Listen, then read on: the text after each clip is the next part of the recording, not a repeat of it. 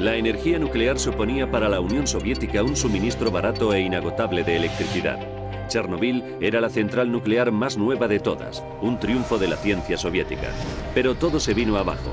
En solo 1 hora y 24 minutos una revisión de seguridad rutinaria se torna en tragedia.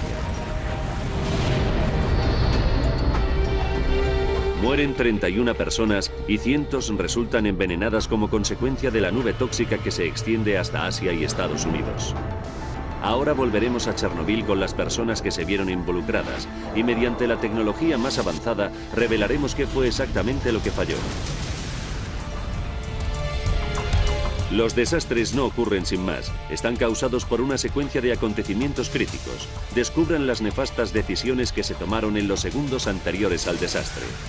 Segundos catastróficos, la tragedia de Chernobyl. Unión Soviética. Ucrania. Chernobyl. El 25 de abril de 1986 el primer ministro Mikhail Gorbachev solo lleva 1 año en el poder. El comunismo y la democracia occidental continúan enfrentados. La Unión Soviética necesita una fuente de energía barata. La respuesta es la energía nuclear. Los más de 2 millones de habitantes de Kiev, la ciudad más grande de Ucrania, reciben su suministro eléctrico de una central nuclear gestionada por el Estado que se llama Chernobyl. Está situada a 104 kilómetros de la ciudad y es un símbolo del poder industrial y tecnológico de la Unión Soviética. Los científicos nucleares soviéticos la consideran la florinata de las centrales nucleares del país. Boris Stolyarchuk está a cargo de las bombas de agua que enfrían el reactor. Esta noche cada movimiento suyo puede marcar la diferencia entre la vida y la muerte. Entonces era joven y me encantaba mi trabajo. Estaba orgulloso de poder manejar un equipo único y participar en la operación de unas máquinas tan potentes. En esa fatídica noche, Yuri Kornev, de 29 años, está a cargo de las inmensas turbinas que generan la electricidad. Trabajar en Chernobyl ha sido su sueño desde que se graduó. Era un trabajo muy interesante y el salario estaba bien. Chernobyl tiene 4 reactores que operan al mismo tiempo. El reactor número 4 es el más nuevo, solo tiene 3 años de antigüedad. Los reactores funcionan como máquinas de vapor gigantescas. Sus barras de uranio calientan el agua. El vapor que producen impulsa las turbinas y así es como generan electricidad. Cuando todo marcha bien, las ventajas son enormes. Un solo kilo de uranio produce la misma cantidad de energía que 3 millones de kilos de carbón. Pero explotar el uranio con seguridad para producir energía es una tarea muy delicada que requiere la más avanzada ingeniería. Esa noche de abril, Boris y Yuri trabajan en el último turno, que empieza a medianoche. Los dos son relativamente jóvenes para trabajar en un medio tan complejo. Sin embargo, los dos están sobradamente cualificados. Llegan media hora antes. Llegamos antes para que el personal pueda examinar los interruptores y las lecturas que deja el turno anterior, así como el estado general de la planta. Pero esta noche va a ser diferente. Cuando se reúne el turno de medianoche les espera una sorpresa. Sus supervisores les ordenan que lleven a cabo un simulacro de seguridad. Para una central nuclear resulta crucial el bombeo de agua fría alrededor del reactor. En Chernobyl, la electricidad que hace funcionar las bombas de agua viene de las turbinas que a su vez funcionan gracias al reactor. Es un círculo perpetuo de producción de energía. Pero si algo marcha mal, podría ocasionar un desastre nuclear. El objetivo del simulacro de esta noche es descubrir si la central puede seguir funcionando hasta que los generadores de repuesto se pongan en marcha en caso de emergencia. Los intentos anteriores para culminar esta prueba no han sido satisfactorios.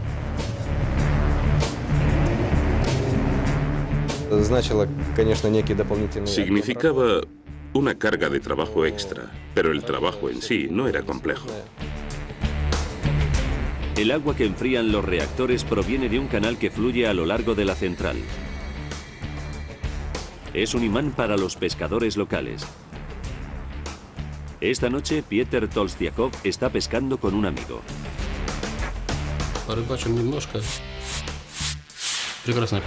Se nos ocurrió salir a pescar un rato. Hacía un tiempo magnífico y pescamos bastante. Tolstiakov se encuentra en un mirador privilegiado sobre el reactor número 4. Es medianoche. Comienza el turno de noche. Yuri Kornev se dirige a la sala de turbinas. Examiné la turbina y estudié las lecturas. Nos tomamos una taza de té y esperamos a que nos dieran la orden de comienzo del simulacro. Boris Stoliarchuk está en la sala de control, a unos 300 metros del reactor. Se le une Leonid Toptunov, de 27 años, que maneja el reactor. Boris y él no lo saben, pero están a punto de comenzar una tarea muy compleja.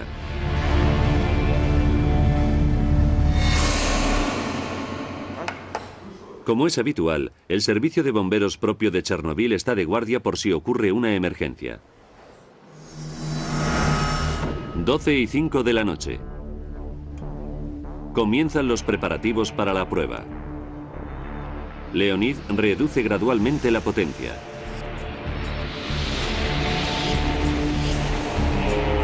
Durante los siguientes 20 minutos, todo sucede como estaba previsto. Pero justo 3 minutos después, se produce un fallo. Por algún motivo, los niveles de potencia del reactor se hunden. No forma parte del simulacro. Leonid tiene que volver a incrementar el nivel de potencia muy deprisa. Para su alivio, consigue remediar el problema. A la 1 de la madrugada, Leonid cree que el reactor está estabilizado. Prosiguen los preparativos. 3 minutos después, Boris, que opera las bombas, le reemplaza. Enciende 2 bombas de agua auxiliares. Pero bombean el agua dentro del reactor demasiado rápido. Eso es malo. Significa que no se puede transformar suficiente agua en vapor para impulsar las turbinas. Se ha producido un desequilibrio. 1:19 de la madrugada. Leonid cree que puede ayudar aumentando la potencia del núcleo del reactor. Funciona. El reactor se calienta más y genera más vapor para impulsar las turbinas. Leonid y Boris creen que tienen la situación bajo control. Continúan con la preparación del simulacro. Lo que no saben es que el núcleo se está recalentando hasta alcanzar un nivel peligroso. En la sala de turbinas, Yuri Kornev recibe una llamada de teléfono. Alguien de la sala de control le dice que ya se han completado los preparativos y que el simulacro está a punto de comenzar. Al equipo del turno de noche todo le parece normal en Chernobyl.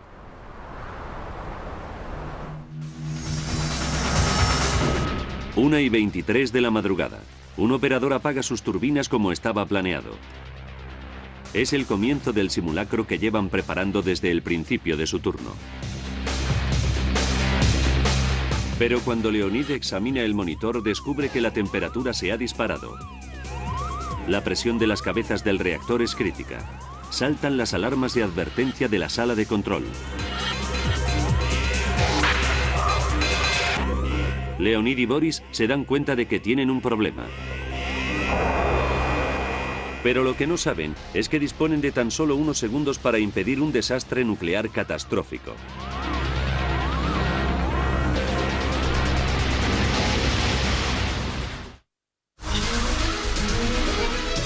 Los ingenieros de la central más moderna de la Unión Soviética han iniciado un simulacro de seguridad.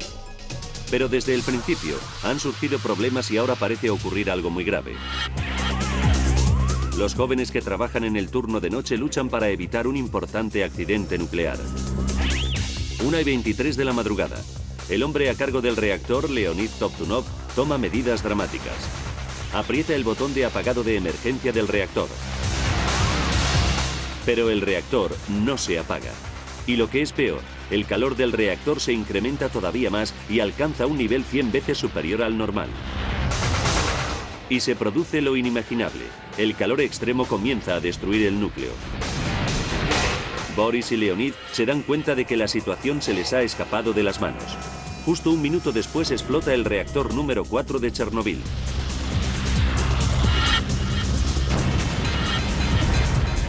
La fuerza de la explosión hace volar por los aires el techo de acero de 2000 toneladas del reactor.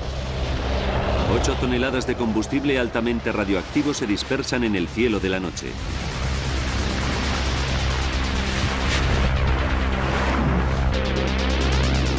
En la sala de turbinas, Yuri Kornev contempla el espectáculo sin poder creérselo. El techo se desploma a su alrededor. No pude decir ni una palabra. Me agaché junto al panel de control. Y cuando el techo acabó de desplomarse, pensé, gracias a Dios no me ha caído encima. En la sala de control, a 300 metros de distancia, el ingeniero Boris Stoliarchuk cree que está soñando. Me di cuenta de que pasaba algo raro cuando oí una gran explosión. Me quedé petrificado. No supe cómo reaccionar. Fuera de Chernobyl, el pescador Pieter Tolstiakov se convierte en testigo presencial de la historia.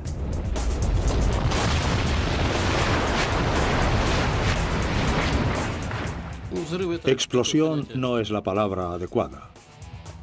Fue más como una erupción volcánica.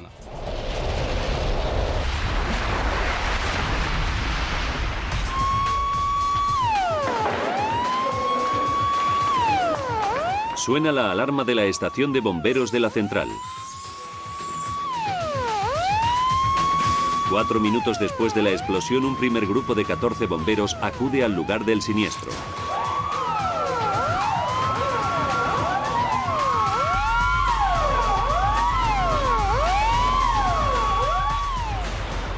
El reactor número 4 está en llamas. Necesitan refuerzos. El jefe de bomberos, Pieter Kemmel, es uno de los 100 bomberos de refuerzo que respondieron a la llamada. Había trozos de cables tirados por todas partes. Todos los aparatos técnicos estaban destrozados. No sabíamos que se trataba del reactor porque nadie nos lo había dicho. Ninguno de los bomberos se da cuenta de que está en medio de una catástrofe nuclear. Combaten las llamas durante hora y media. Uno a uno, los bomberos empiezan a desplomarse, a vomitar y a quedarse sin sentido. Pieter Kemmel se encuentra entre ellos. No pensamos que se trataba de un suceso peligroso a escala mundial. Pensamos que era un simple incendio. A las 5 de la madrugada ya se han extinguido las llamas. Pieter es trasladado en avión a un hospital de Moscú para recibir tratamiento. Sufre los efectos de la radiación. Pero por lo menos ha sobrevivido. De los 69 bomberos que intervienen en el incendio, 31 mueren por exposición directa a la radiación. Muchos otros sufren de síndrome de radiación grave. Tienen quemaduras térmicas y químicas, fallos cardíacos y daños en los pulmones y en el sistema inmunológico. Pero esto es solo el principio de la crisis. El reactor resquebrajado continúa emitiendo radiación letal. Pero las autoridades soviéticas reaccionan con el silencio. En la carrera entre la Unión Soviética y Occidente, el presidente Gorbachov intenta ocultar el desastre. La mayoría de los empleados de la central viven con sus familias en el pueblo de Pripyat, a 3 kilómetros de distancia. No tienen ni idea de que sus vidas corren peligro. Oksana Chavchenko tenía entonces 13 años. Esa noche su padre estaba trabajando en el reactor número 4. No volvió a casa por la mañana. Una vecina vino a ver a mi madre y le dijo que había pasado algo en la central y que todavía no había vuelto nadie. Su madre también trabajaba allí.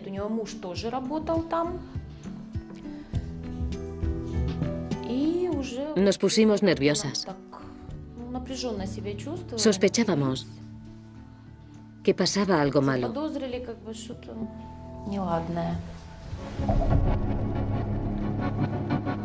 Esa noche seguía sin haber noticias del padre de Oksana. Mientras tanto, las autoridades inician unos preparativos de alto secreto para evacuar a toda la población de Pripyat, unas 50.000 personas.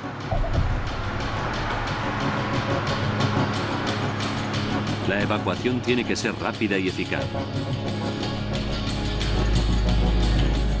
Se llama al ejército para que organice un convoy de 1.200 autobuses. 36 horas después de la explosión, los residentes de Pripyat reciben la primera información oficial.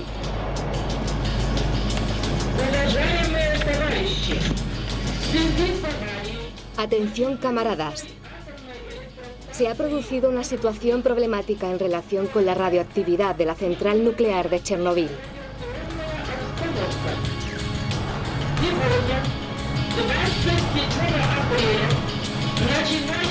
Como precaución temporal, se ha decidido evacuar a los ciudadanos de Pripyat.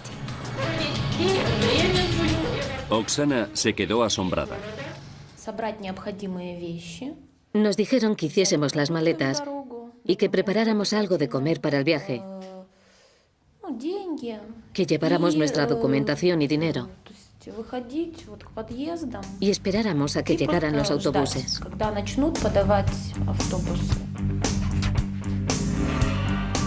El padre de Oksana continúa desaparecido, pero su familia no tiene elección. Tienen que irse.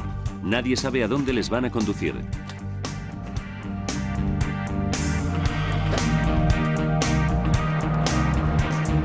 La evacuación en masa empieza a las 2 de la tarde.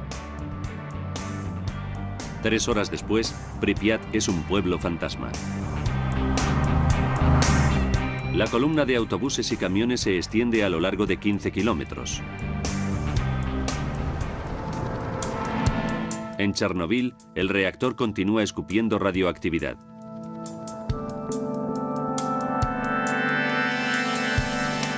Las autoridades intentan impedir que se produzcan más vertidos radioactivos. Durante los 6 días siguientes, se sueltan dentro del reactor 1.800 cargas de helicóptero que suman un total de 5.000 toneladas de productos químicos para absorber la radioactividad. Pero pronto surge un plan mucho más peligroso. La Unión Soviética cree que hasta ahora solo se han enterado de la catástrofe los afectados directamente por ella. Pero estamos en la Guerra Fría y los satélites estadounidenses patrullan con regularidad sobre la Unión Soviética las 24 horas. Justo 28 segundos después de la explosión, un satélite sobrevoló Chernobyl. Esta es la imagen que captó. Al principio, los servicios secretos estadounidenses pensaron que los soviéticos habían lanzado un misil nuclear. Pero el rojo denotaba una zona de calor intenso en una central nuclear, Chernobyl. Se dan cuenta de que ha ocurrido un terrible accidente. Los estadounidenses son los últimos que el líder soviético Mikhail Gorbachev quiere que se enteren del accidente.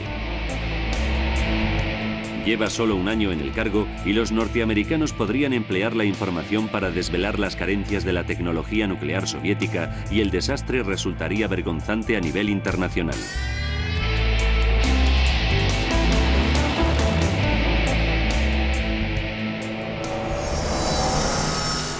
6:30 de la mañana del 28 de abril.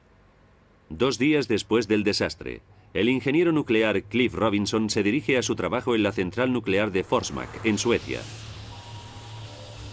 Está a 1.600 kilómetros de Chernobyl. Para entrar en las instalaciones, Cliff tiene que pasar por un monitor de radiación. Saltó la alarma, lo que indicaba que yo estaba contaminado. Era muy raro porque no había estado en la zona radiactiva de la central nuclear. Cliff está sorprendido. Vuelve a pasar por el monitor de radiación y la alarma salta una y otra vez. Piensa que el aparato debe de haberse estropeado, pero después la máquina impide el acceso a otros empleados. Nadie podía pasar por el monitor porque la alarma saltaba sin parar. La radiación es invisible, pero Cliff adivina que son los zapatos de los empleados los que hacen saltar la alarma. Encendí uno de nuestros 4 detectores y empecé a tomar mediciones. El nivel de radiactividad era enorme. Cliff averigua que la radiación no proviene de su central nuclear de Forsmark. Mi opinión particular fue que alguien debía de haber hecho explotar un arma nuclear en algún sitio. Empieza la búsqueda para determinar dónde está la fuente de contaminación. Era un lunes normal que de pronto se volvió muy anormal. Más tarde, ese mismo día, los científicos suecos encuentran la fuente de la radiación. Proviene de la Unión Soviética. Exigen una explicación y la Unión Soviética cede ante la presión. Reconoce públicamente el accidente nuclear de Chernobyl. El desastre acapara la primera plana de todos los medios de comunicación del mundo. La prensa describe Chernobyl como un apocalipsis. Se ha producido un accidente en la central de energía atómica de Chernobyl. Uno de sus reactores atómicos ha sufrido daños. Dentro de la URSS, al contrario, el incidente se minimiza, escondido entre otras muchas noticias del día. Se han tomado medidas para eliminar las consecuencias. Las víctimas están recibiendo atención médica y se ha creado una comisión de investigación. Detrás de la noticia se oculta la verdad. El sueño nuclear soviético ha comenzado a desintegrarse. En toda Europa se detectan señales de radioactividad. 10 días después, la nube tóxica llega a Estados Unidos y Asia. Es una auténtica amenaza para otros países. Solo se tarda 84 minutos en destruir el reactor nuclear de Chernobyl. Ahora recapitularemos los acontecimientos del 26 de abril y nos centraremos en las acciones emprendidas por los ingenieros de la sala de control, cuyos supervisores les ordenaron que efectuaran un simulacro de seguridad. Con los datos del informe oficial y a través de una simulación de alta tecnología informática, nos hemos introducido donde no llega ninguna cámara, en el corazón ponzoñoso del lugar del siniestro, Chernobyl. Inmediatamente después de la explosión, las autoridades soviéticas enviaron a Chernobyl a sus mejores científicos. Para ellos, no se trataba de una investigación cualquiera. Para descubrir lo que había fallado, tienen que penetrar en el núcleo candente del reactor. El peligro de envenenamiento radioactivo es muy elevado. La investigación comienza por una serie de entrevistas. Alexander Agusov se encontraba justo fuera de la sala del reactor. La puerta se había salido de los goznes y estaba tirada en la esquina opuesta.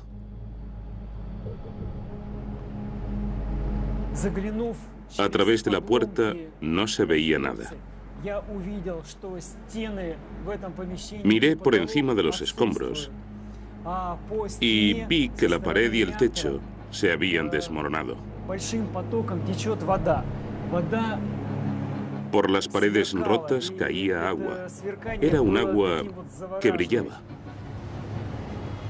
Los expertos occidentales llevaban mucho tiempo sospechando la inseguridad de los reactores soviéticos como el de Chernobyl. El físico británico Jim Al-Khalili ha estudiado los defectos del diseño de Chernobyl. Son muy inestables. Tienen un defecto de construcción que provoca que puedan calentarse mucho, muy deprisa. Los ejecutivos de la central conocían esos defectos de fabricación. Entonces, ¿cómo pudo producirse el desastre? Los investigadores acudieron al lugar de los hechos y reconstruyeron cuidadosamente lo que pasó esa noche. Enseguida centraron su atención en el simulacro de seguridad. La prueba debía haber tenido lugar durante el día, cuando se encontraban de servicio más ingenieros superiores. pero apagar el reactor habría supuesto cortes en el suministro de electricidad de Kiev.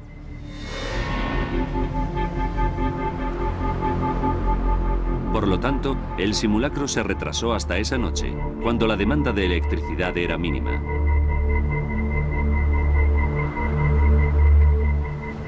Pero entonces, todos los ingenieros superiores se habían ido a casa y solo quedaba un equipo de jóvenes a cargo del reactor número 4. Y la responsabilidad de llevar a cabo la prueba recayó sobre ellos.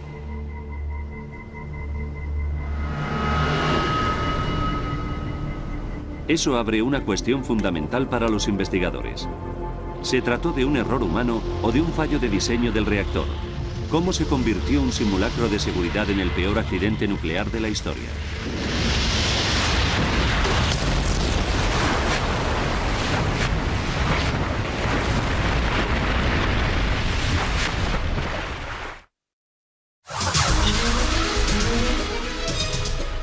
La exposición directa a la radiación mata a 31 bomberos tras la explosión de Chernobyl. Ahora, un equipo de científicos soviéticos tiene que investigar dentro de la aún mortífera central.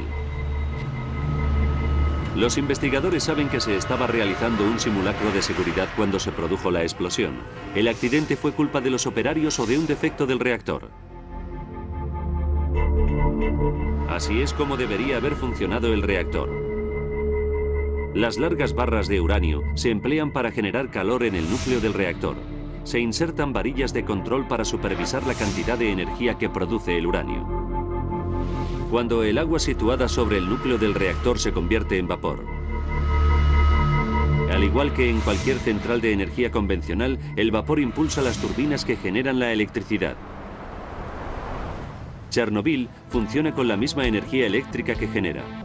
Los simulacros de seguridad se efectúan para asegurarse de que la planta sigue funcionando cuando se produce algún fallo electrónico. Por ejemplo, para ver si la central recibiría electricidad suficiente para controlar con seguridad la combustión de las barras de uranio si las turbinas se detuviesen. ¿Podrían proporcionar suficiente refrigeración las bombas de agua? En circunstancias normales, el reactor puede acelerarse o ralentizarse subiendo o bajando las varillas de control del núcleo.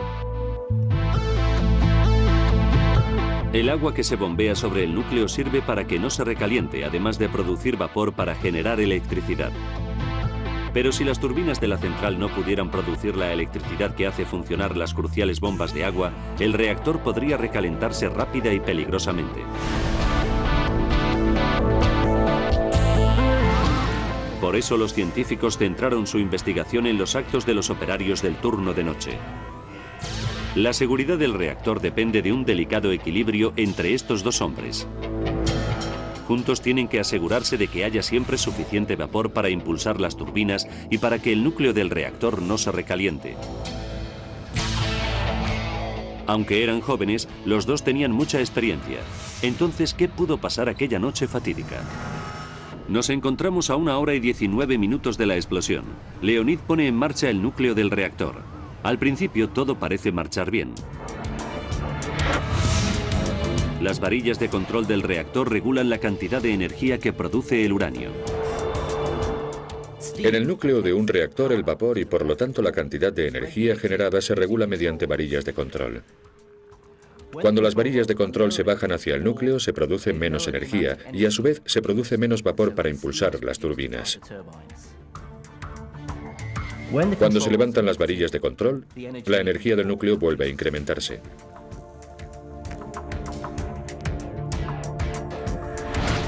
El reactor número 4 tenía 211 varillas de control que deberían haber evitado la explosión. ¿Por qué no funcionaron? Para prepararse para el simulacro, Leonid utilizó las varillas de control para reducir gradualmente la potencia. Pero los niveles de potencia se redujeron mucho demasiado pronto. Faltan 52 minutos para la explosión. Leonid tiene que elevar los niveles de potencia y lo hace levantando las varillas de control.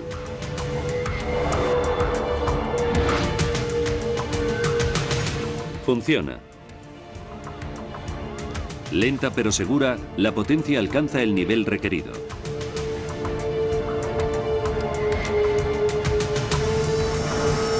Faltan 21 minutos.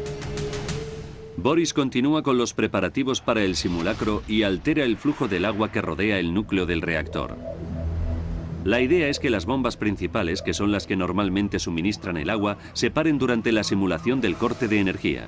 Como medida de seguridad, Boris se asegura de que existe una fuente de suministro de agua alternativa. Planea utilizar 2 bombas de agua auxiliares que suministrarán agua de otras partes de la central al reactor 4. Cuando Boris enciende las bombas auxiliares, permite que entre demasiada agua, demasiado rápido, dentro del núcleo del reactor. El ritmo al que el agua fluye sobre las barras de uranio es vital, porque cuanto más rápido entra el agua, menos vapor se produce, y cuanto más lenta entra el agua, más vapor se produce. Tras 15 minutos bombeando agua de más dentro del sistema, no se produce vapor suficiente para mantener la turbina en marcha. Faltan 5 minutos. Los operarios tienen que recuperar el equilibrio del reactor. Boris sabe que tiene que aumentar el flujo de vapor que llega a las turbinas.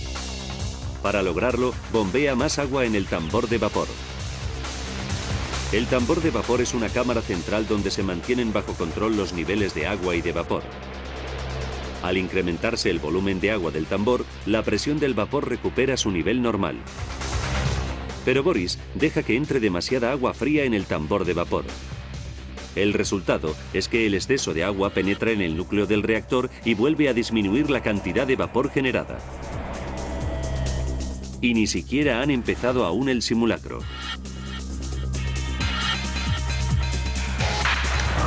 Los investigadores saben que los operarios de la sala de control se han metido en un lío muy serio. Solo les quedan 4 minutos. Lo único que puede hacer Leonid para incrementar el vapor que llega a las turbinas es reducir el número de varillas de control del núcleo. Las instrucciones operativas fijan el número mínimo de varillas de control en 26. Leonid decide que no tiene otra elección que apurar al máximo. Saca todas las varillas excepto 6. Sorprendentemente, en una situación tan crítica, el turno de noche continúa con el simulacro. Los técnicos que efectuaban el simulacro fueron muy ingenuos al pensar que podrían seguir adelante con las pruebas con solo 6 varillas de control dentro del reactor. Con tan pocas varillas de control, lo único que podía impedir que se recalentara el reactor era el agua que rodeaba su núcleo. Hasta la más mínima disminución del nivel de agua puede resultar crítica. Y el destino quiere que cuando más lo necesitaban se interrumpa la comunicación entre Leonid y Boris. Faltan menos de 3 minutos para la explosión. Boris por fin se da cuenta de que ha dejado entrar demasiada agua en el tambor de vapor. Inmediatamente corta el flujo de agua, lo que también afecta al agua que fluye sobre el núcleo recalentado del reactor. Boris no presta atención al hecho de que Leonid haya retirado todas las varillas de control excepto 6. No tenía ni idea. No sabía que había menos varillas de las necesarias. Falta 1 minuto y medio para la explosión. Sin suficientes varillas de control para mantener la temperatura en orden, el núcleo del reactor se está recalentando gravemente. El turno de noche no es consciente de que la central nuclear se les ha escapado de las manos. Expuesto a temperaturas extremas, el reactor número 4 de Chernobyl está a punto de estallar. Lo peor que puede pasar en una central nuclear es que se produzca un recalentamiento crítico del núcleo. Pero los investigadores siguen sin entender por qué el núcleo recalentado desencadenó la explosión final.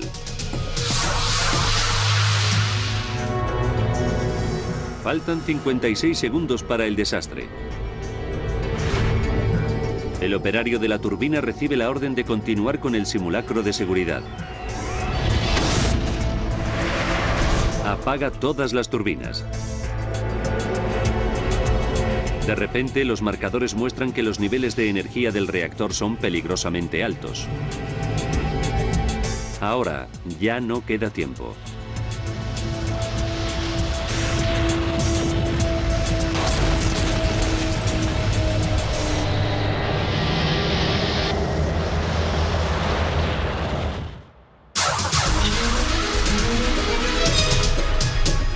simulacro de seguridad en Chernobyl termina provocando una catástrofe.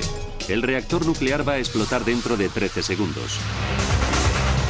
Los hombres de la sala de control no pueden hacer nada al respecto. Las barras de uranio se parten a causa del intenso calor. La explosión genera una enorme onda expansiva contra la tapa de 2000 toneladas del reactor. 8 toneladas de residuos altamente radioactivos explotan en el cielo. No podía ni imaginarme que algo así pudiera pasar. Nos cogía a todos por sorpresa. Nunca había pasado nada igual.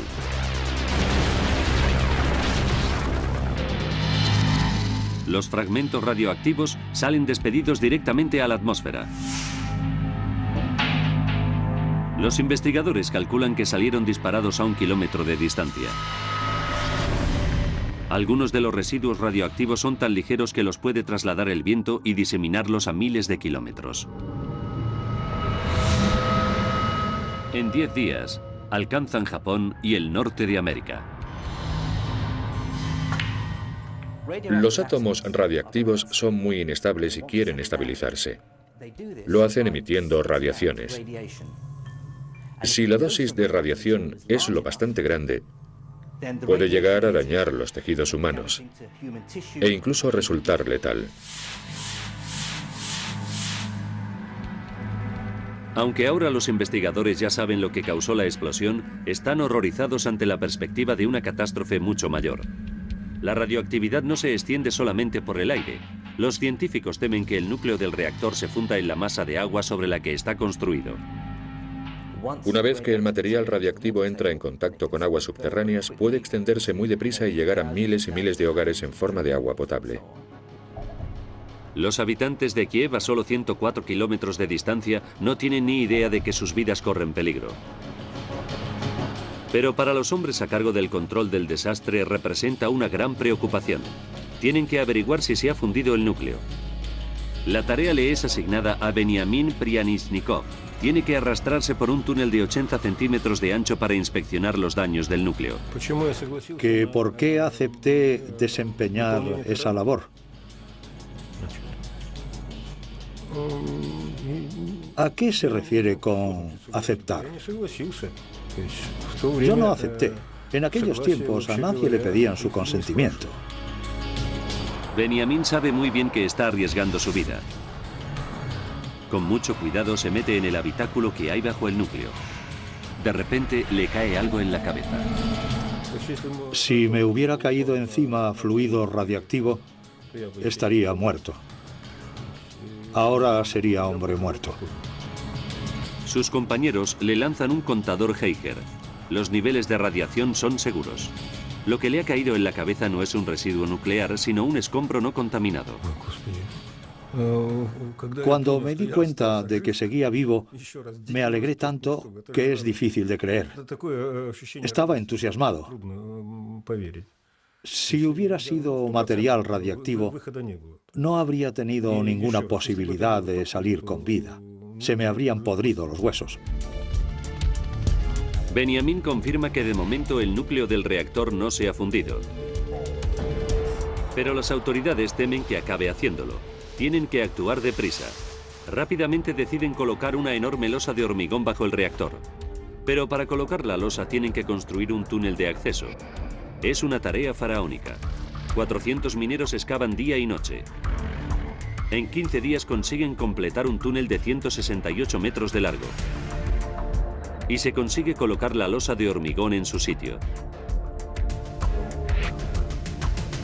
Sin embargo, encima de la losa, dentro de los restos del reactor, todavía quedan 200 toneladas de fluido radioactivo. La radiación que emite podría causar daños muy graves durante muchos años. Las autoridades deciden que la mejor forma de impedirlo es construir un enorme sarcófago de hormigón alrededor del reactor. Pero no se puede hacer nada, porque los escombros radioactivos de la explosión continúan emitiendo dosis de radiación letales en el aire. Primero, hay que retirar los escombros. Es una labor asignada al ejército. Se reclutan miles de liquidadores por toda la Unión Soviética. Se les coloca a las órdenes del general Tarakanov. El Politburó me convocó a una reunión y me dijeron: Nikolai, hemos decidido que como eres el general más valiente y con mayor talento, te vamos a encargar de la operación de retirada de material radioactivo por parte del ejército. Yo les dije que estaban locos, que los soldados no eran robots. Se ordenó a los soldados que enterraran los escombros radioactivos dentro del núcleo destruido. Encontrarán algunos bloques que pesan entre 40 y 50 kilos cada uno. Lleven esos bloques al pozo y arrójenlos dentro. Lo están haciendo correctamente, ¿ves?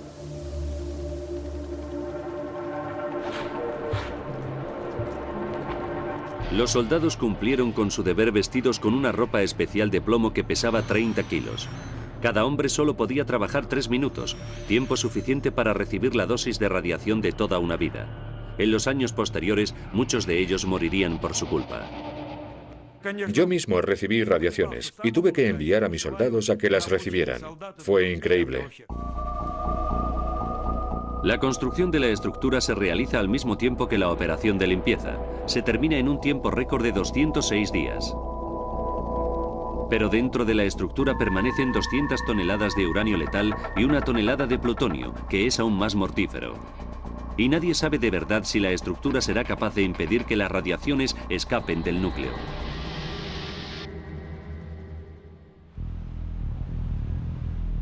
Por primera vez desde la explosión nuclear, el operativo de la bomba, Boris Stolyarchuk, vuelve a la sala de control de Chernobyl. Estoy mirándolo todo y pensando, yo solía encargarme de todo esto. La investigación del desastre logra por fin resolver la pregunta. ¿Fue un fallo de diseño del reactor o un error del operario?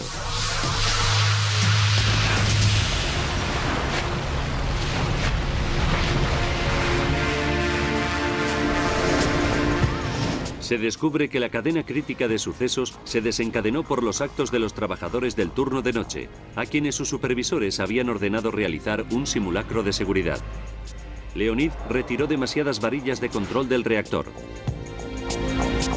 Después, Boris redujo la cantidad de agua refrigerante que lo rodeaba. Sus decisiones desestabilizaron el reactor. Sin embargo, ellos no se dieron cuenta. Y cuando finalmente intentaron rectificar esos errores, era demasiado tarde. La chispa que produciría la enorme explosión ya se había originado.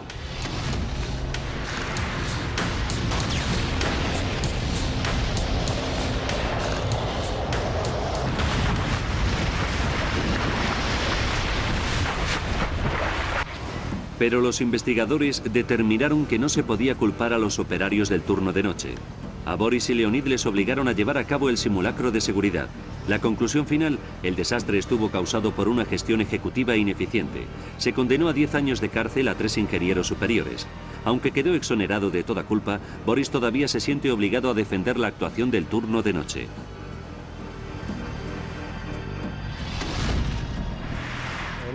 Desgraciadamente, todavía hay gente que opina que la culpa fue de los operarios del turno de noche. Yo no me siento culpable personalmente y creo que los operarios no tuvimos la culpa. Hoy la atmósfera de la pequeña localidad de Pripyat, que una vez fue el hogar de miles de trabajadores de Chernobyl, sigue siendo tan tóxica que está sellada al público. El acceso está restringido en una zona de 30 kilómetros a la redonda de la central nuclear. Los antiguos residentes ya han perdido toda esperanza de retornar algún día a sus casas. Oksana Savchenko tenía 13 años cuando sucedió el accidente. Se le ha permitido regresar para una breve visita. Siento una gran pena y un gran dolor.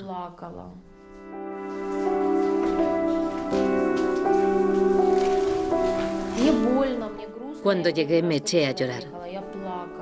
Fue muy duro para mí. Tengo demasiados recuerdos. Su padre, que estaba en la central la noche de la explosión y quedó expuesto a cantidades letales de radiación, murió en un hospital de Moscú unos meses después. Sorprendentemente, la central nuclear de Chernobyl permaneció en funcionamiento casi 15 años más. Los trabajadores entraban a diario en el área restringida a pesar de que era demasiado peligroso vivir allí. Finalmente, en diciembre de 2000, la central cerró sus puertas para siempre. El gobierno ucraniano estima que han muerto al menos 8.000 personas como resultado de la catástrofe. Pero las Naciones Unidas creen que todavía es demasiado pronto para estimar el verdadero alcance de la tragedia. Una cosa, sin embargo, está clara. En las zonas más afectadas, la tasa de cáncer de tiroides en niños y adolescentes se ha visto multiplicada por 100.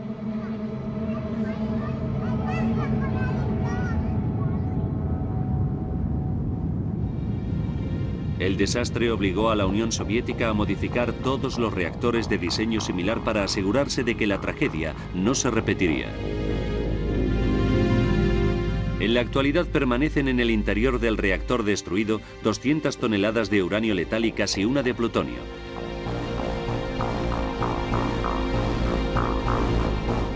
En 1997, un grupo de 28 países, incluido Estados Unidos, acordó financiar un plan a 10 años para encontrar una solución a largo plazo a Chernobyl.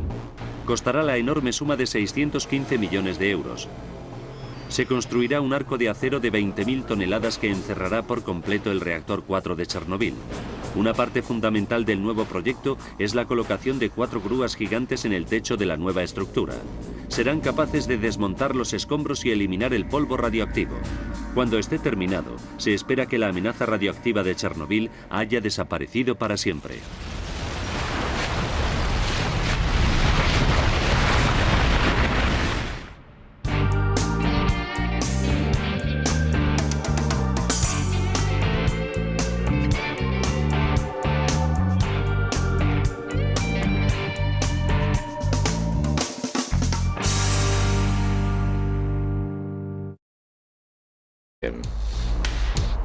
Chernobyl tiene 4 reactores que operan al mismo tiempo. El reactor número 4 es el más nuevo, solo tiene 3 años de antigüedad. Los reactores funcionan como máquinas de vapor gigantescas. Sus barras de uranio calientan el agua. El vapor que producen impulsa las turbinas y así es como generan electricidad. Cuando todo marcha bien, las ventajas son enormes.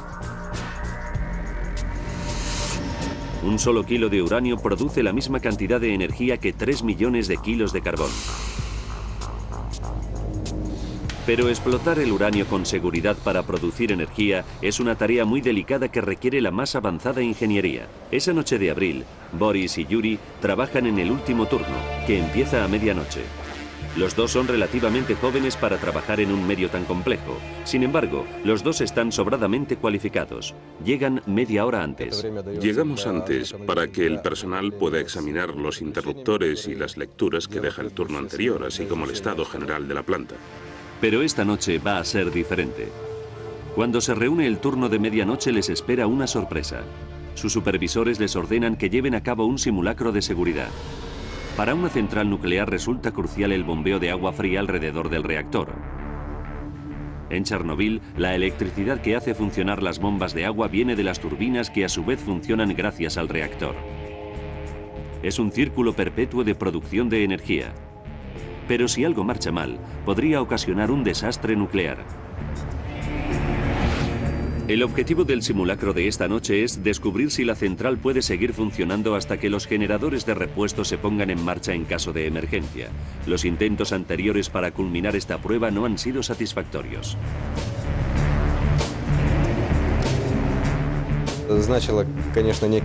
Significaba una carga de trabajo extra, pero el trabajo en sí no era complejo. El agua que enfrían los reactores proviene de un canal que fluye a lo largo de la central. Es un imán para los pescadores locales. Esta noche, Pieter Tolstiakov está pescando con un amigo.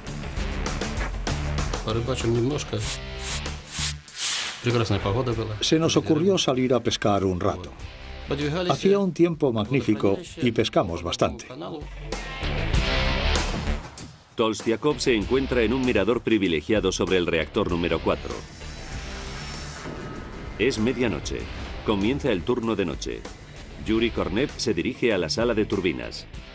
Examiné la turbina y estudié las lecturas. Nos tomamos una taza de té y esperamos a que nos dieran la orden de comienzo.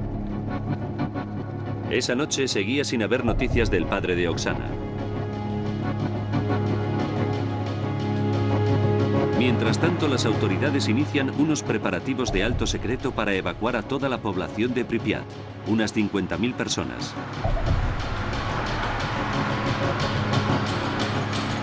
La evacuación tiene que ser rápida y eficaz.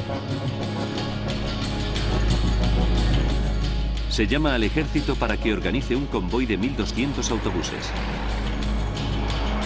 36 horas después de la explosión, los residentes de Pripyat reciben la primera información oficial.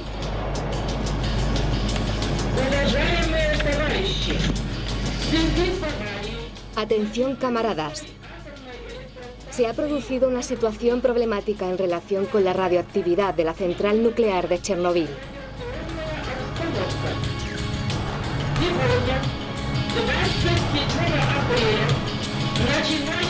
Como precaución temporal, se ha decidido evacuar a los ciudadanos de Pripyat. Oksana se quedó asombrada. Nos dijeron que hiciésemos las maletas y que preparáramos algo de comer para el viaje, que lleváramos nuestra documentación y dinero y esperáramos a que llegaran los autobuses.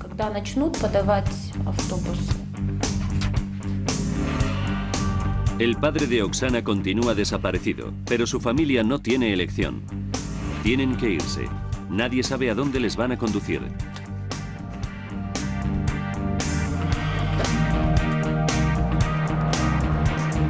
La evacuación en masa empieza a las 2 de la tarde. 3 horas después, Pripyat es un pueblo fantasma. La columna de autobuses y camiones se extiende a lo largo de 15 kilómetros. En Chernobyl, el reactor continúa escupiendo radioactividad.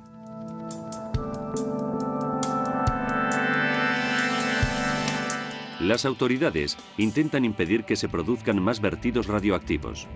Durante los 6 días siguientes, se sueltan dentro del reactor 1.800 cargas de helicóptero que suman un total de 5.000 toneladas de productos químicos para absorber la radioactividad. Pero pronto surge un plan mucho más peligroso. La Unión Soviética cree que hasta ahora solo se han enterado de la catástrofe los afectados directamente por ella. Pero estamos en la Guerra Fría y los satélites estadounidenses patrullan con regularidad sobre la Unión Soviética las 24 horas. Justo 28, y la responsabilidad de llevar a cabo la prueba recayó sobre ellos.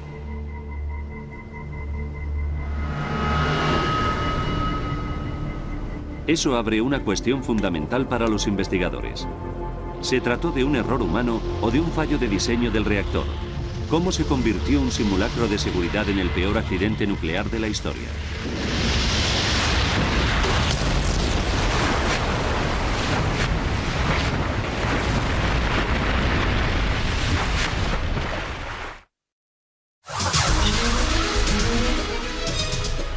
La exposición directa a la radiación mata a 31 bomberos tras la explosión de Chernobyl. Ahora, un equipo de científicos soviéticos tiene que investigar dentro de la aún mortífera central. Los investigadores saben que se estaba realizando un simulacro de seguridad cuando se produjo la explosión. ¿El accidente fue culpa de los operarios o de un defecto del reactor? Así es como debería haber funcionado el reactor. Las largas barras de uranio se emplean para generar calor en el núcleo del reactor. Se insertan varillas de control para supervisar la cantidad de energía que produce el uranio. Cuando el agua situada sobre el núcleo del reactor se convierte en vapor. Al igual que en cualquier central de energía convencional, el vapor impulsa las turbinas que generan la electricidad. Chernobyl funciona con la misma energía eléctrica que genera. Los simulacros de seguridad se efectúan para asegurarse de que la planta sigue funcionando cuando se produce algún fallo electrónico. Por ejemplo, para ver si la central recibiría electricidad suficiente para controlar con seguridad la combustión de las barras de uranio si las turbinas se detuviesen. ¿Podrían proporcionar suficiente refrigeración las bombas de agua? En circunstancias normales, el reactor puede acelerarse o ralentizarse subiendo o bajando las varillas de control del núcleo. El agua que se bombea sobre el núcleo sirve para que no se recaliente, además de producir vapor para generar electricidad. Pero si las turbinas de la central no pudieran producir la electricidad que hace funcionar las cruciales bombas de agua, el reactor podría recalentarse rápida y peligrosamente. Por eso los científicos centraron su investigación en los actos de los operarios del turno de noche. La seguridad del reactor depende de un delicado equilibrio entre estos dos hombres. Juntos tienen que asegurarse de que haya siempre suficiente vapor para impulsar las turbinas y para que el núcleo del reactor no se recaliente. Aunque eran jóvenes, los dos tenían mucha experiencia. Entonces, ¿qué pudo pasar aquella noche fatídica? Nos encontramos a 1 hora y 19 minutos de la explosión. Leonid pone en marcha varillas de control para supervisar la cantidad de energía que produce el uranio. Cuando el agua situada sobre el núcleo del reactor se convierte en vapor. Al igual que en cualquier central de energía convencional, el vapor impulsa las turbinas que generan la electricidad. Chernobyl funciona con la misma energía eléctrica que genera. Los simulacros de seguridad se efectúan para asegurarse de que la planta sigue funcionando cuando se produce algún fallo electrónico. Por ejemplo, para ver si la central recibiría electricidad suficiente para controlar con seguridad la combustión de las barras de uranio si las turbinas se detuviesen. ¿Podrían proporcionar suficiente refrigeración las bombas de agua? En circunstancias normales, el reactor puede acelerarse o ralentizarse subiendo o bajando las varillas de control del núcleo. El agua que se bombea sobre el núcleo sirve para que no se recaliente, además de producir vapor para generar electricidad. Pero si las turbinas de la central no pudieran producir la electricidad que hace funcionar las cruciales bombas de agua, el reactor podría recalentarse rápida y peligrosamente. Por eso los científicos centraron su investigación en los actos de los operarios del turno de noche. La seguridad del reactor depende de un delicado equilibrio entre estos dos hombres. Juntos tienen que asegurarse de que haya siempre suficiente vapor para impulsar las turbinas y para que el núcleo del reactor no se recaliente. Aunque eran jóvenes, los dos tenían mucha experiencia. Entonces, ¿qué pudo pasar aquella noche fatídica? Nos encontramos a 1 hora y 19 minutos de la explosión. Leonid pone en marcha el núcleo del reactor. Al principio todo parece marchar bien. Las varillas de control del reactor regulan la cantidad de energía que produce el uranio. En el núcleo de un reactor, el vapor y por lo tanto la cantidad de energía generada se regula mediante varillas de control. Cuando las varillas de control se bajan hacia el núcleo, se produce menos energía y a su vez se produce menos vapor para impulsar las turbinas. Cuando se levantan las varillas de control, la energía del núcleo vuelve a incrementarse.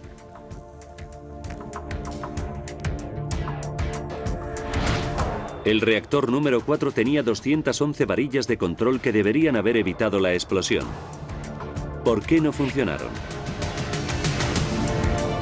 Para prepararse para el simulacro, Leonid utilizó las varillas de control para reducir gradualmente la potencia. Pero los niveles de potencia se redujeron demasiado pronto. Faltan 52 minutos para la explosión. Leonid tiene que elevar los niveles de potencia y lo hace levantando las varillas de control. Nos pusimos nerviosas. Sospechábamos que pasaba algo malo.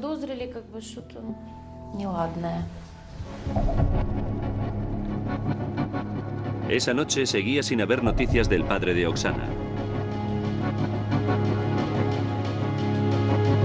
Mientras tanto, las autoridades inician unos preparativos de alto secreto para evacuar a toda la población de Pripyat, unas 50.000 personas.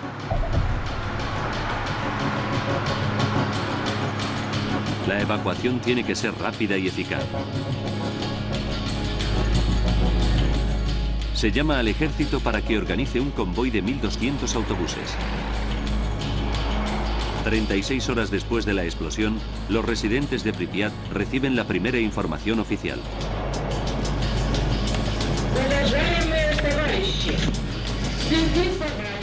Atención, camaradas. Se ha producido una situación problemática en relación con la radioactividad de la central nuclear de Chernobyl.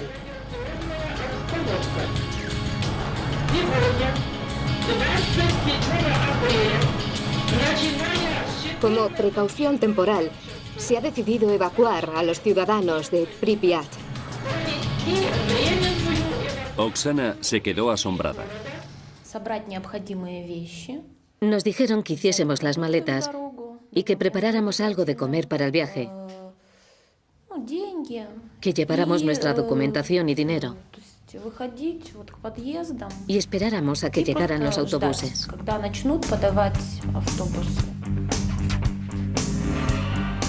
El padre de Oksana continúa desaparecido, pero su familia no tiene elección. Tienen que irse. Nadie sabe a dónde les van a conducir.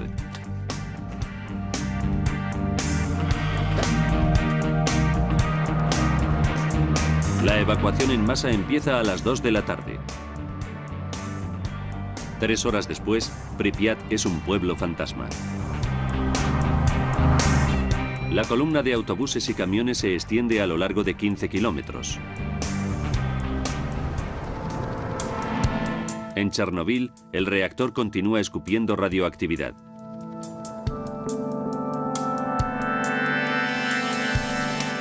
Las autoridades intentan impedir que se produzcan más vertidos radioactivos. Durante los 6 días siguientes, se sueltan dentro del reactor 1.800 cargas de helicóptero que suman un total de 5.000 toneladas de productos químicos para absorber la radioactividad. Pero pronto surge un plan mucho más peligroso. La Unión Soviética cree que hasta ahora solo se han enterado de la Unión Soviética.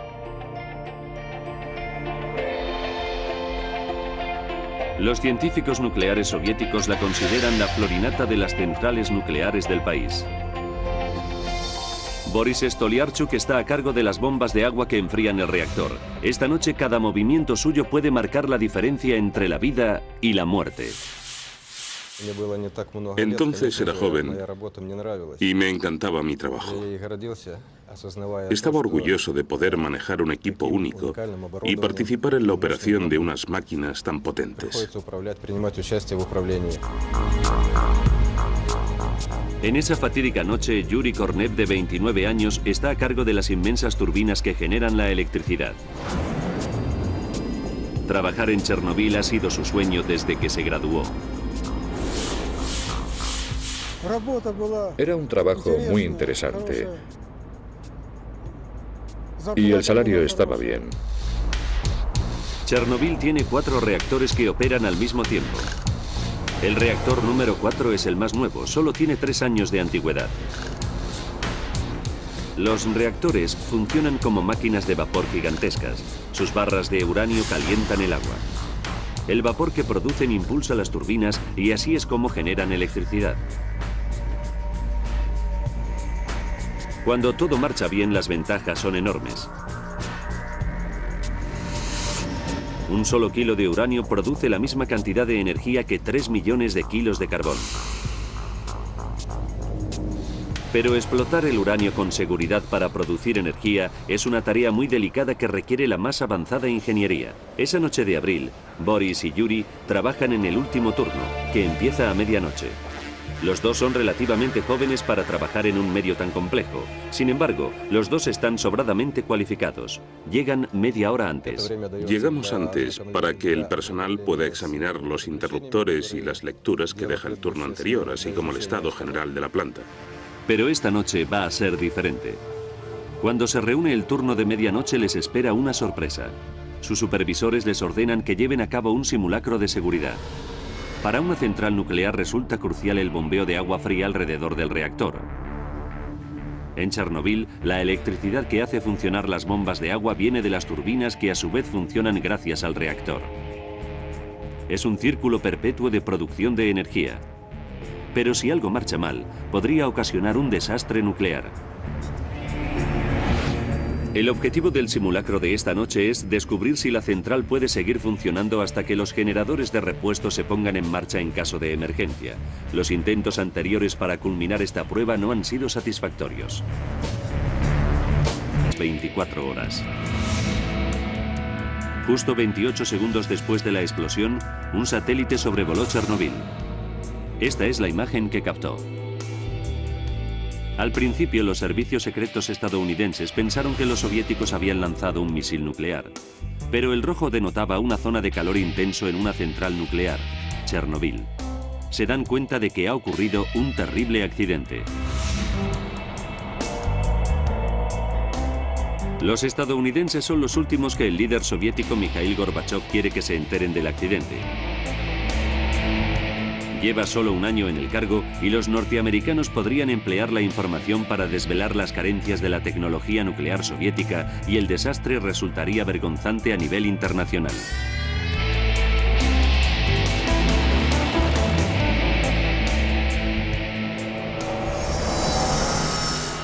Seis y media de la mañana del 28 de abril. 2 días después del desastre. El ingeniero nuclear Cliff Robinson se dirige a su trabajo en la central nuclear de Forsmark, en Suecia.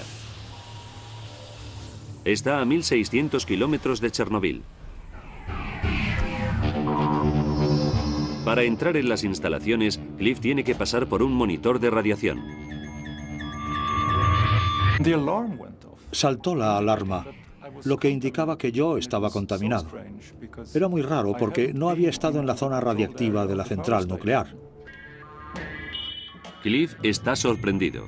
Vuelve a pasar por el monitor de radiación y la alarma salta una y otra vez. Piensa que el aparato debe de haberse estropeado, pero después la máquina impide el acceso a otros empleados. Nadie podía pasar por el monitor porque la alarma saltaba sin parar. La radiación es invisible, pero Cliff adivina que son los zapatos de los empleados los que hacen saltar la alarma. Encendí uno de nuestros 4 detectores y empecé a tomar mediciones. El nivel de radiactividad era enorme. Cliff averigua que la radiación no proviene de su central nuclear de Forsmark. Mi opinión particular fue que alguien debía de haber hecho explotar un arma nuclear en algún sitio. Empieza la búsqueda para determinar dónde está la fuente de contaminación. Era un lunes normal que de pronto se volvió muy anormal. Más tarde, ese mismo día, los científicos suecos encuentran la fuente de la radiación. Proviene de la Unión Soviética. Exigen una explicación y la Unión Soviética cede ante la presión. Reconoce públicamente el accidente nuclear de Chernobyl. El reactor se hunde. No forma parte del simulacro. Leonid tiene que volver a incrementar el nivel de potencia muy deprisa. Para su alivio, consigue remediar el problema. A la 1 de la madrugada, Leonid cree que el reactor está estabilizado. Prosiguen los preparativos. 3 minutos después, Boris, que opera las bombas, le reemplaza. Enciende 2 bombas de agua auxiliares. Pero bombean el agua dentro del reactor demasiado rápido. Eso es malo. Significa que no se puede transformar suficiente agua en vapor para impulsar las turbinas. Se ha producido un desequilibrio. 1:19 de la madrugada. Leonid cree que puede ayudar aumentando la potencia del núcleo del reactor. Funciona. El reactor se calienta más y genera más vapor para impulsar las turbinas. Leonid y Boris creen que tienen la situación bajo control. Continúan con la preparación del simulacro. Lo que no saben es que el núcleo se está recalentando hasta alcanzar un nivel peligroso. En la sala de turbinas, Yuri Kornev recibe una llamada de teléfono. Alguien de la sala de control le dice que ya se han completado los preparativos y que el simulacro está a punto de comenzar. Al equipo del turno de noche todo le parece normal en Chernobyl.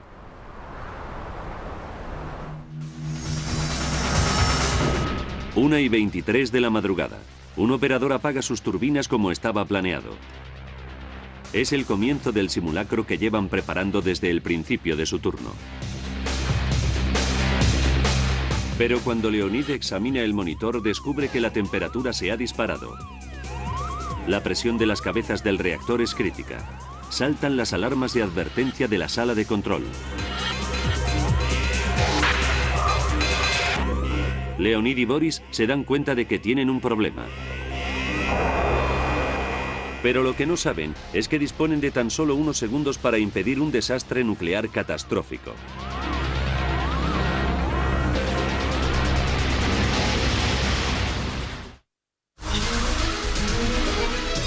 Los ingenieros de la central más moderna de la Unión Soviética han iniciado un simulacro de seguridad. Pero desde el principio han surgido problemas y ahora parece ocurrir algo muy grave. Los jóvenes que trabajan en el turno de noche luchan para evitar un importante accidente nuclear. 1 y 23 de la madrugada.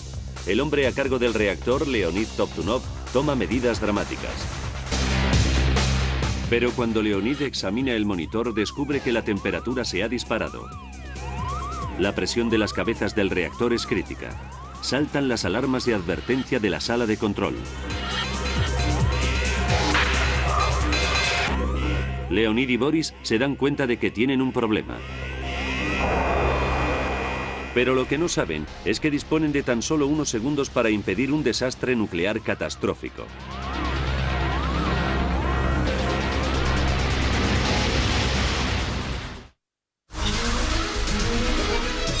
Los ingenieros de la central más moderna de la Unión Soviética han iniciado un simulacro de seguridad. Pero desde el principio han surgido problemas y ahora parece ocurrir algo muy grave. Los jóvenes que trabajan en el turno de noche luchan para evitar un importante accidente nuclear. 1 y 23 de la madrugada.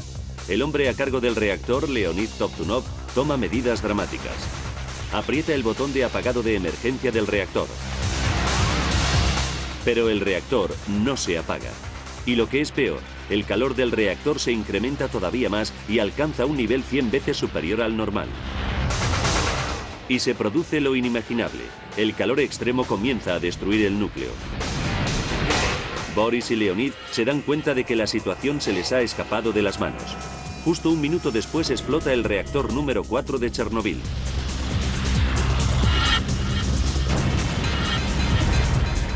La fuerza de la explosión hace volar por los aires el techo de acero de 2000 toneladas del reactor. 8 toneladas de combustible altamente radioactivo se dispersan en el cielo de la noche.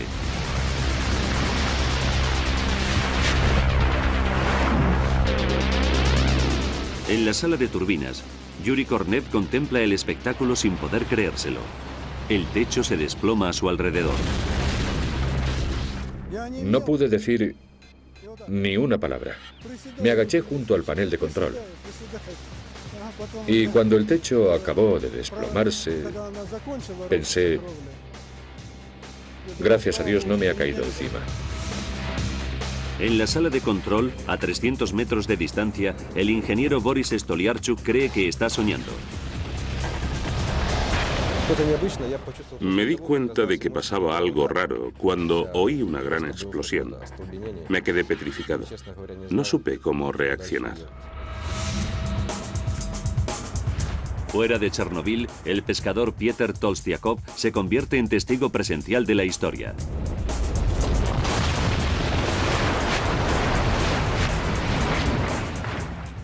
Explosión no es la palabra adecuada.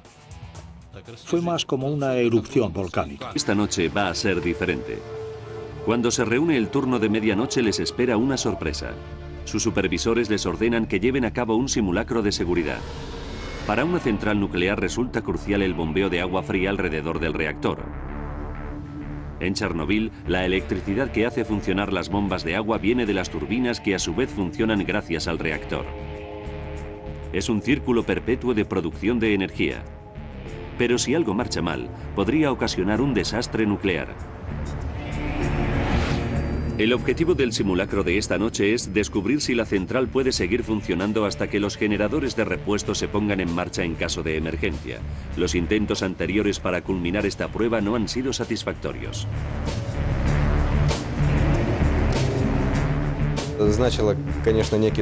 Significaba una carga de trabajo extra, pero el trabajo en sí no era complejo. El agua que enfrían los reactores proviene de un canal que fluye a lo largo de la central. Es un imán para los pescadores locales. Esta noche, Pieter Tolstiakov está pescando con un amigo.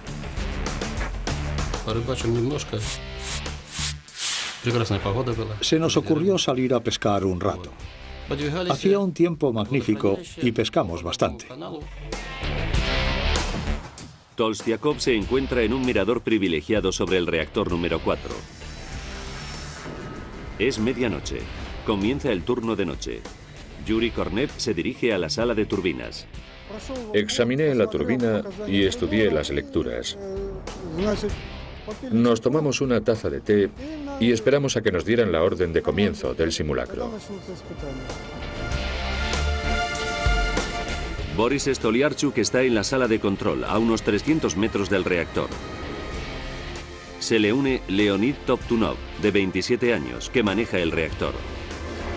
Boris y él no lo saben, pero están a punto de comenzar una tarea muy compleja.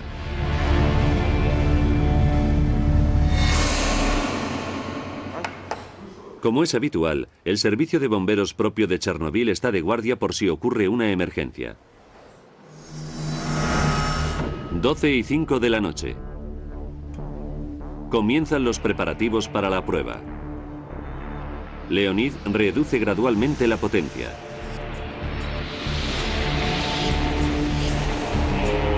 Durante los siguientes 20 minutos, todo sucede como estaba previsto. Pero justo 3 minutos después, se produce un fallo. Por algún motivo, los niveles de potencia del reactor se hunden. No forma parte del simulacro. Leonid tiene que...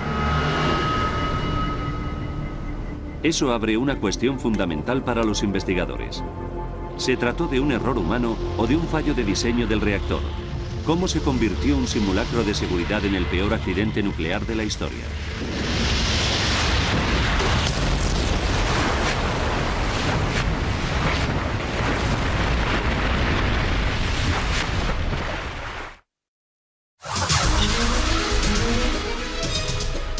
La exposición directa a la radiación mata a 31 bomberos tras la explosión de Chernobyl. Ahora, un equipo de científicos soviéticos tiene que investigar dentro de la aún mortífera central. Los investigadores saben que se estaba realizando un simulacro de seguridad cuando se produjo la explosión. ¿El accidente fue culpa de los operarios o de un defecto del reactor? Así es como debería haber funcionado el reactor. Las largas barras de uranio se emplean para generar calor en el núcleo del reactor. Se insertan varillas de control para supervisar la cantidad de energía que produce el uranio. Cuando el agua situada sobre el núcleo del reactor se convierte en vapor. Al igual que en cualquier central de energía convencional, el vapor impulsa las turbinas que generan la electricidad. Chernobyl funciona con la misma energía eléctrica que genera. Los simulacros de seguridad se efectúan para asegurarse de que la planta sigue funcionando cuando se produce algún fallo electrónico.